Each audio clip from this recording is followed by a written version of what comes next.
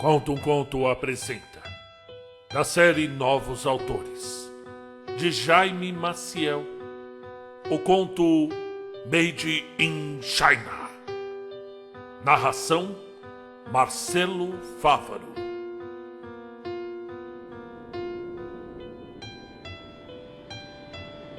Já se passavam das 2 horas da manhã e o marcador do celular montado no painel do caminhão já estava avisando. Restavam apenas 20 minutos de direção antes que Nathan cometesse uma violação da empresa. Desse jeito vamos ter que dormir na estrada, disse Nathan, dirigindo o seu caminhão de grande porte Volvo, carregado com um pesado container chinês. Eu deveria ter parado naquele posto 20 milhas atrás. A gente podia até ter tomado um banho. Até parece, respondeu David, o ajudante e segundo motorista. Me espantaria se aquele buraco oferecesse algo mais que uma pia e uma esponja no canto daquele banheiro sujo e fedendo a mijo. Não tem nada nas próximas 15 milhas? Perguntou Nathan, esticando o corpo ao tentar enxergar o mapa na tela do celular de David. O caminhão desviou levemente para o acostamento. Olha pra frente, cara! Não tá vendo que não tem nada? É só esse monte de catavento. E olha o tempo fechando ainda mais. Vai ser perigoso parar no acostamento no meio dessa nevasca, disse David enquanto dava zoom na imagem de satélite da área em que estava. O caminhão balançava a cada rajada de vento. É por isso que eu não gosto de pegar essas cargas especiais. Eles querem que a gente entregue no prazo, mas fazem a gente sair antes de uma tempestade e ainda exigem que fiquemos desviando das balanças, disse o motorista, lutando para manter o caminhão no centro da pista. Não reclama não, que esses Chinas pagam dobrado pela rapidez e, digamos, pela descrição. E eles devem ter carregado 1 ou 2 toneladas acima do peso permitido. E não seria a primeira vez. Ou estamos levando cocaína direto para a fronteira com o Canadá, respondeu Nathan em tom sarcástico. Lá fora, o vento soprava de maneira impiedosa. O aviso de condições climáticas adversas soara alguns minutos antes nas rádios e em todas as telas dos smartphones e por toda a rodovia 65. Agora trafegavam apenas alguns poucos corajosos ou irresponsáveis. Vamos pegar a próxima saída e parar em algum lugar. Se a gente parar no acostamento, vamos acabar recebendo multa. E isso se ninguém fizer a gentileza de se arrebentar atrás do caminhão. E tá ficando difícil de enxergar. Olha só, disse David apontando para a tela do telefone. Tem um posto na próxima estradinha e aqui diz que tá fechado. Mas se der para estacionar e passar a noite lá, já estamos no lucro. Saindo da rodovia 65. Seguiram por uma estrada sinuosa que desdobrava através de uma densa floresta de pinheiros. A esta altura, já estava nevando bastante, mas seguiram sem diminuir a velocidade. Restava-lhes pouco mais do que 5 minutos de direção, e ambos sabiam que nenhuma violação seria justificada por qualquer nevasca. Não em Illinois, onde a polícia rodoviária era famosa por atrasar a vida dos caminhoneiros pelo simples prazer de fazê-lo. Pelo menos era assim que eles pensavam. O mapa está dizendo que é logo à frente, disse o ajudante, apontando para o topo da colina que terminavam de subir. A neve agora se acumulava por todo o caminho, e o vento uivava como louco por entre as árvores. Mesmo se não for, a gente precisa parar. Amanhã vamos... Nathan calou-se de repente, freando de forma abrupta. Do alto da colina pude ver, por entre as rajadas de neve, um velho posto de combustíveis abandonado, e o separando do mesmo, uma vertiginosa descida. Mas que merda! É muito íngreme! Gritou David. É melhor parar aqui mesmo. No momento em que o marcador da empresa montado no painel acusou que eles estavam agora entrando em violação, ouviu-se o pesado som do arrastar de rodas sobre a neve. O caminhão estava começando a deslizar lentamente pela ladeira.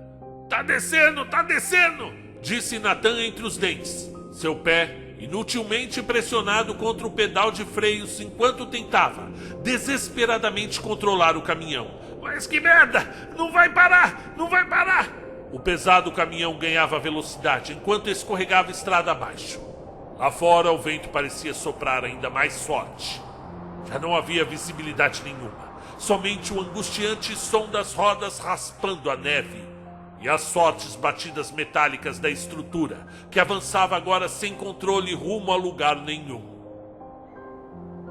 Nathan ouviu o grito do seu companheiro de viagem, quase ao mesmo tempo em que sentiu a cabine se comprimir ao seu redor. Depois disso, houve apenas a escuridão e o silêncio. Acordou com frio, sangrando e faminto. Ao seu redor, uma escuridão sufocante parecia se alastrar por todo o ambiente. O chão estava sendo lentamente inundado e um suave feixe de luz podia ser visto alguns metros adiante. Percebeu com estranheza que não estava mais na cabine do caminhão. "Olá!" gritou ele com dificuldade. Sua voz soou fraca e estranha. Ouviu o eco como se estivesse em uma sala vazia. Caminhou em direção ao feixe de luz, que logo percebeu vir de uma fresta da porta. Uma porta bem grande e pesada. Seu coração batia depressa e começava a pensar no que poderia ter ocorrido. Havia perdido o controle do caminhão, isso sim. Tinha se chocado a algo, com certeza. Maldita nevasca! Mas ainda assim não entendia onde estava. Forçou a pesada porta de metal, que se abriu lentamente para o leito de um pequeno rio. Caminhou alguns metros ensopando os pés com a água gelada e virou-se. Sua frente jazia o grande container de dentro do qual ele havia saído, e mais adiante o seu caminhão, completamente destruído. A neve ainda caía de forma pesada. Vestia um avental médico que deixava sua bunda de fora, que não era nada animador na neve. O vento continuava a soprar gelado pela sua pele nua. Pensou em David, e pensar em seu amigo congelando na cabine, talvez ferido demais para sair sozinho, o fez parar de tentar entender o que tinha acontecido e sair ao seu resgate. A cabine havia se chocado com algumas árvores no leito do rio. Os galhos que penetraram pelo para-brisa quebrado impediam qualquer visão do interior do veículo. Nathan correu o mais rápido que pôde com seus pés descalços já dormentes pelo frio. Abriu a porta do passageiro esperando encontrar David ainda com vida. "Me ajuda", disse o seu companheiro com a voz fraca e sufocada. O que Nathan viu em seus olhos não foi nada além do mais puro desalento. Um dos galhos empalara o rosto do amigo abaixo dos olhos, que agora pendia grotescamente de sua órbita. "O outro lado", sussurrou David ofegante. "À volta." Nathan correu para a porta do motorista. Talvez conseguisse soltar o cinto de David por ali. Precisariam chamar ajuda. Mas se escapassem da hipotermia, os médicos ainda poderiam salvar a sua vida. A outra porta parecia emperrada. Se pendurou nela até que cedesse, o derrubando de costas no leito do riacho. Antes tivesse ficado deitado ali, no frio, no fundo daquele barranco, esperando a morte chegar. Nada poderia tê-lo preparado para o que ele viu olhando para dentro da cabine do seu velho Volvo, sentado no banco do motorista, com as mãos ainda no volante, com a cabeça completamente esmagada. Estava ele, Nathan Ribeiro. Não havia dúvidas. O mesmo rosto que lhe saudava ao olhar no espelho toda manhã estava agora desfigurado atrás do volante do caminhão. Olhou então para o reflexo no retrovisor e viu ali um completo desconhecido. Um homem asiático de cerca de 30 anos agora o fitava com espanto. Não pode ser, não pode ser, balbuciou ele. Mas que merda é essa? Começou a apalpar o seu corpo, mas não sentiu nada de familiar. Tudo era diferente, mas ainda assim era ele, a consciência dele. Cambaleante, correu em direção ao container, escancarou as portas e pôde ver com horror que a carga que levavam consistia em diversas macas, cada qual contendo um corpo ligado a aparatos médicos. A maioria dos corpos haviam sido arrancados de suas macas pelo impacto e esmagados contra as paredes de metal. Todos asiáticos, todos atléticos, todos mortos, ou quase todos. "Natan!" disse um homem ainda preso a uma das macas. "O que houve? Onde é que a gente tá?" Com um sobressalto, Natan correu em direção ao homem. "Você me conhece?" perguntou Natan aturdido. "Sim, sou eu. Natan, quem é você?" "Você não é o Natan", disse o homem como que despertando de um sono profundo. Era jovem e saudável, como um jogador de beisebol recém-saído da faculdade. "E quem é você?" Tremia de frio, ao lado da maca, sentado em um assento e preso a um cinto de segurança. Pôde ver o corpo de um homem em trajes médicos. Levava um transmissor preso ao cinto que começava a bipar freneticamente. "Eu me chamo David", respondeu o homem na maca. "Você precisa ajudar o Natan. A gente sofreu um acidente e ele vai morrer." "David? É você mesmo?" perguntou incrédulo. Nesse instante, o transmissor no corpo do médico parou de apitar e uma voz começou a dizer: "Não houve resposta à última chamada de controle. Qual é o status dos receptáculos?" disse a voz pelo rádio. "Ô, David, eu não tenho tempo para explicar, mas deu merda. Deu muita merda. E a gente precisa sair daqui agora", disse soltando as amarras dos braços do rapaz. "E como é que você sabe meu nome?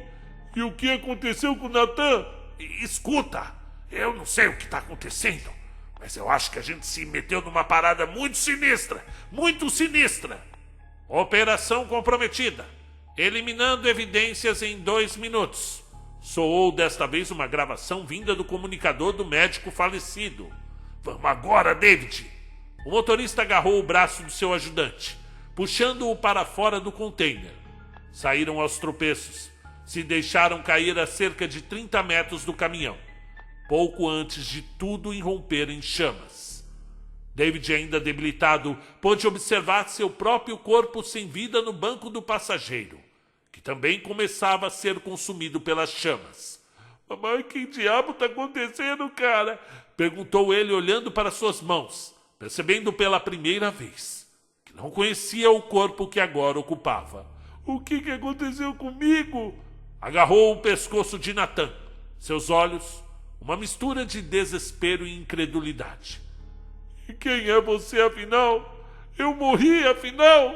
disse ele chorando. "Sou eu, pô, Natan. E pelo que eu vi dentro daquela cabine, Babau." "Como assim?" "A gente morreu, bateu as botas. Estamos mortos." 2 caminhoneiros morrem ao cair de um desfiladeiro durante a última nevasca em Lafayette, Illinois, dizia a manchete do jornal na tela do computador de Lee Shank. "Pedimos desculpas pelo inconveniente", disse Lee em tom cordial ao telefone. "Garantimos que as transferências serão realizadas dentro do prazo combinado. Já temos mais 2 carregamentos a caminho de Chicago. O sistema de contenção do carregamento que perdemos se encarregou de apagar as evidências. Os receptáculos foram destruídos e as equipes já deixaram tudo pronto para as autoridades." Ok, igualmente." Desligou o telefone e se deixou cair em sua luxuosa cadeira de escritório. "Isso não pode voltar a acontecer. Vocês têm noção de quanto dinheiro esses velhos pagam por um receptáculo?" perguntou ele aos seus subordinados. "Quanto vocês acham que um moribundo é capaz de pagar para ter um corpo jovem e saudável para onde fugir na hora da morte?" "É a primeira vez que algo assim acontece, chefe", disse um deles olhando para os próprios pés. "O caminhão perdeu o controle na neve e acabou caindo da ribanceira. Foi uma fatalidade." "Sim, de fato, uma fatalidade. É o preço que se paga por dependermos de mão de obra civil para fazer nossos carregamentos. E a gente não pode ter ninguém dando com a língua nos dentes, caso a carga seja interceptada, não é mesmo? respondeu o Sr. Shank. Não, senhor. Devolveram seus subordinados em uníssono. E então tratem de voltar ao trabalho, disse Li Shank. Ao ficar sozinho na sala, tirou um celular de uma de suas gavetas, discou o único número na memória do aparelho e esperou que atendessem. Encerrar a remessa 635, disse ele com pesar. A remessa inteira? Perguntou a voz no aparelho. Sim, todos os 10, respondeu Lee. E poderia informar o motivo? Teve algum problema com o pagamento? Não, na verdade os clientes nem chegaram a receber as encomendas. Perdemos os receptáculos durante o transporte e não há mais sentido em mantê-los unidos. Tá bom, senhor. Desativando a estabilização celular remota da remessa 635. Nathan havia conseguido se livrar do seu avental hospitalar antes de sofrer uma hipotermia. Graças a algumas roupas que encontrou no posto de gasolina abandonado, ele e David, devidamente vestidos, conseguiram carona até Lafayette e de lá para Albany, em Nova York, onde viviam. Nathan bateu na porta de sua própria casa às 11 da noite do dia do seu próprio velório. A princípio, nenhum som veio de dentro da residência, que ainda mantinha as luzes acesas. Pôde identificar em frente à casa os carros de seus pais e seus irmãos. Pois não? Perguntou Laura, sua esposa, ao abrir a porta. Seus olhos estavam inchados de tanto chorar. Posso ajudar em algo? Laura! Gritou Nathan a abraçando. Eu voltei! Laura se desencilhou rapidamente do abraço daquele estranho. Aquele estranho com um grito de repulsa. Me solta, maluco! 2 homens vieram correndo de dentro da casa. O pai e o irmão de Nathan. Esse cara tá tentando me agarrar. Qual é a tua, cara? Vociferou Alan, o irmão mais velho de Nathan. Estamos passando por uma situação difícil aqui e a gente não precisa de um maluco tentando agarrar a viúva. Laura pôs-se a chorar dolorosamente. Dê logo fora daqui, seu esquisito, antes que a gente chame a polícia. Falou a Nathan, seu próprio pai, com a voz embargada. Mas Laura, pai, Alan, disse Nathan desesperado. Sou eu voltei. Nos rostos de seus familiares, só podia-se ver o terror na sua mais pura forma, quando o rosto de Nathan começou a derreter. Um dos olhos caiu sobre o capacho da entrada da casa, enquanto o sangue vertia de sua boca ainda aberta de espanto. Caiu de joelhos na porta e, por entre os sons gorgolejantes que saíam de sua garganta, ainda puderam ouvi-lo dizer: Eu voltei! Enquanto o seu corpo dobrava-se sobre si mesmo, se desfazendo em carne e fluidos. A última coisa que viu foi a frase Welcome no tapete sobre o qual o seu rosto se desfazia naquela noite fria de inverno. Muito longe dali, em um luxuoso escritório da cidade chinesa de Shenzhen, uma mensagem pisca na tela de um smartphone. Estabilização celular remota da remessa 635 desativada. E fim do conto.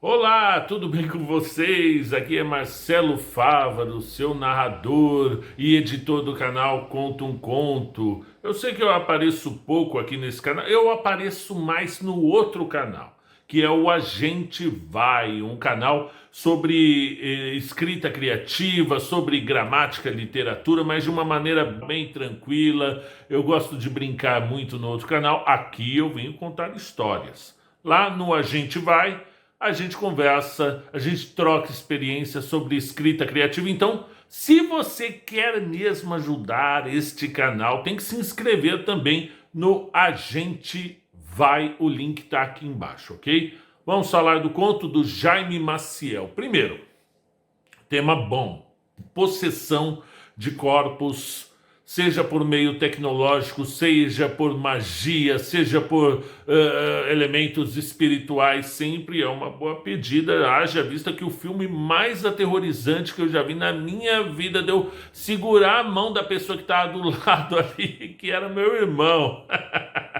foi O Exorcista, né? Mas o tema ele é mais amplo, ele passa por aquele filme do Get Out, né? O Corra, né? Pode ser por hipnose, né? Que é o caso desse filme, se eu bem me lembro, né? O que mais que tem de possessão de corpos? O Brinquedo Assassino, anos 80, o Chuck doido para pegar o corpo do menininho lá e fazia todas as magias e tal, e era bem interessante também. Aqui no canal, deixa eu ver, tem A Sombra Vinda do Tempo, né? Eu acredito que esse seja do Howard Phillips Lovecraft. Eu acho que aborda também esse assunto aí de vir uma entidade ocupar o seu corpo. E dessa, só para vocês terem uma ideia, eu estou explanando sobre esse assunto, porque é um mote, uma região onde você pode construir diversas narrativas e você utilizando a criatividade vai se tornar uma história evidentemente como essa, que eu achei muito interessante. Eu gostei demais, ok? Agora, o que a gente pode falar da ambientação que eu faria? Seria o seguinte, né? Eu venho recebendo muitos contos de escritores brasileiros que vivem aqui no Brasil, às vezes mora na Paraíba, às vezes mora no Sul, às vezes mora no Centro-Oeste, e que desejam, como o papel aceita tudo que você escreveu, o papel vai aceitar. Às vezes a nossa realidade é um pouco entediante para nós. No entanto, para outras pessoas não. E a gente tem a impressão de que se a gente escrever uma história com o nosso ambiente que a gente vive, vai ser uma coisa chata. E aí a gente se pega a tentação, existe uma tentação muito grande de você transferir a história que você criou para outro país, com nomes estrangeiros. Então, aquele cara que seria o Antônio que mora na sua rua de cima vai se tornar o Tony. E o Brian, e o Noah, que mora numa cabana no interior de Londres e escreve tomando o seu chá. E o leitor percebe isso, quando você está tentando estrangeirizar uma narrativa que é sua. Então, o meu conselho, se você é brasileiro, mora na Paraíba e tem uma história de cyberpunk, tecnológica, de guerra de androids, faz aí no interior da Paraíba, cara. Não tem problema nenhum. Ó, o Bacurau, premiadíssimo. Você não precisa transferir necessariamente. Eu não estou falando que isso é uma regra, tá, gente? Isso aqui é algo pessoal, tá? Você precisa transferir a sua história, o seu romance, para um ambiente que seria, na visão de alguns leitores, algo charmoso, de uma cabaninha na Suíça. Não precisa nada disso. Entretanto, esse não é o caso do Jaime. Eu achei. Por quê?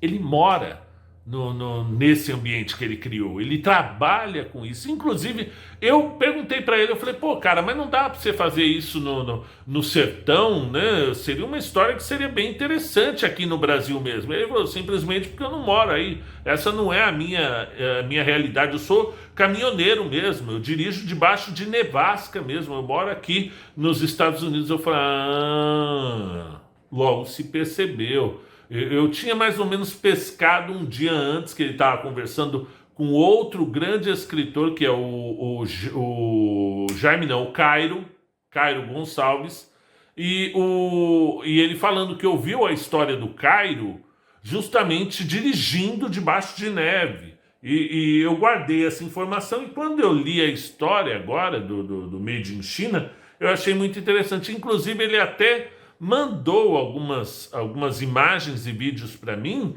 e que eu quero fazer o react com o Zé, eu tô na moda.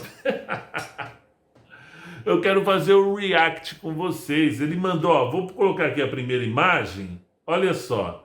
Olha o tamanho isso aqui é um caminhão ou uma picape?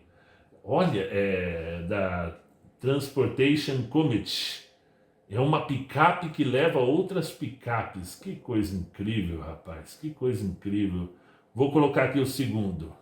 Olha ele chegando no seu instrumento de trabalho. Realmente é uma grande máquina, viu? Eu gosto de picape, eu acho bonito, mas dessas aqui, uma picape dessa aí é R$ 500.000 usada aqui no Brasil. Interessantíssimo. E eu acho bonito, não? Quem não acha, né? Vamos ver aqui, o que mais? Olha essa nevasca. Puxa vida, cara, eu nunca passei por isso. O máximo de frio que eu... Ó, o Walmart ali no fundo. Você é no mercado, rapaz. Aí, é você aqui de bigodinho? Ou é o motorista? O motorista tá descansando, né? Legal, cara. Olha que bacana. Eu nunca peguei um frio desse, cara. Sinceramente, o máximo de frio que eu peguei, eu acho que foi 1 grau lá em São Tomé das Letras, no inverno lá. Aqui, ó. Rapaz, é bem difícil de dirigir assim, hein? Eu fico imaginando o medo de você derrapar, né? A gente vê os vídeos aqui. Ah, sim, você citou os grandes. O que é isso? É um moinho de vento ou é um gigante? Ai, gente do céu, eu esqueci o nome desse trem aí. São realmente uma usina eólica de captação de vento, é isso? Um beijo, Gilminhante. Ó, gente, olha só o uniforme amarelo, né? Deve ser um negócio bem interessante o seu trabalho mesmo, viu? E deve render muitas ideias para contos, né? Porque cada um que encosta do seu lado e conta uma história de vida. Ao microfone do ratinho aqui. Cada um que encosta do seu lado é uma história diferente, né? E você pode pegar aquilo ali e transformar em literatura. Então, nesse caso aqui, é claro que é mais do que... Ó, gente, não é regra, viu? Eu já escrevi histórias ambientadas fora do Brasil e eu também nunca saí do país. Eu já fiz isso, porque é uma tentação muito grande. Eu tinha uma história na cabeça e tinha assistido a alguns filmes na Índia e fiquei apaixonado pela ambientação. Aí eu fui estudar e escrevi o Dótomos Sem Sono em Jaipur, uma coisa assim, né? Insônias em Jaipur. E usei essa tática de você transferir as suas histórias para um lugar mais interessante, né? Mas uma regra geral é que eu uso o meu ambiente, o lugar que eu conheço, que eu cresci, as ruas de São Paulo, centro da cidade de São Paulo, onde eu era office boy quando era mais jovem, e que hoje eu ando muito por lá, eu ocupo a cidade realmente, principalmente quando eu estou de bicicleta. Então, escreva sobre a sua realidade, que o leitor vai perceber e ele vai dar mais valor para o que você escrever, tá bom? Gostaram do React? Eu não consigo aparecer muito. Ai, meu Deus! Até a próxima.